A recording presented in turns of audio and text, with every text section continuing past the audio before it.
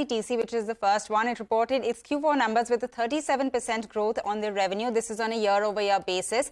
If you look at it sequentially, the revenue has grown, pretty soft. It's just around 5% in terms of a quarter-on-quarter rise. Internet ticketing revenue came in flat, while the company did see strong recovery in other businesses on a low base. So that is how the performance has been this time around. To discuss the quarter gone by as well as the outlook, we're now joined by Rajni Hasija, who is Chairman and Managing Director of IRCTC. Ms. Hasija, thank you very much for joining us today. This is Pavitra. So first, if I can just come to, what some of the Q4 numbers look like. Can you take us through what was the average number of daily tickets which you sold during the fourth quarter, and how does that really compare with what we've seen pre-COVID? The numbers that the railway tickets that we have been selling in each quarter, in January, February and March of the last fiscal year for which we have submitted results, have been to the tune of a 3.40 on an average.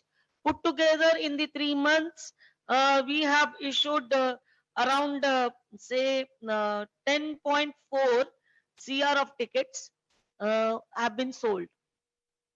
So the month-wise figure is, in January we had 3.53 CR, and in February we had 3.30, and in March we have 3.60. Put together 10.44 CR have been there.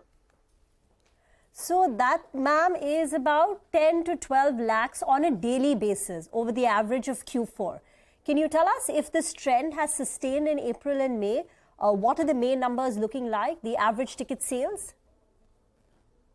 The average ticket has been to the tune of 11.82 in the last fiscal, 11.82 lakh tickets in a day. In the first quarter, our tickets were little high. That was around 12.73. This was the month when the 2S was up to that time that 2S tickets were mandatory to be sold on online. After that, it was withdrawn. Unreserved ticket again started. So the overall average has been 11.82 lakh tickets in a day. Okay, Ms. Hasija, what proportion of this number are tickets that are being booked online? As of now, we are booking nearly 82% online and 18% is still offline.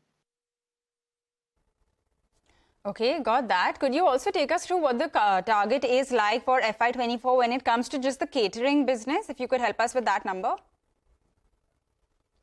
Like in catering business now, you might have noticed that there is a variation in the business segment, the proportions and contributions to the total revenue.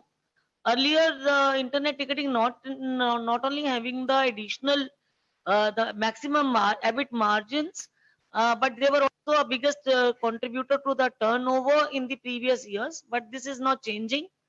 Catering and the pre-COVID, the COVID time is over.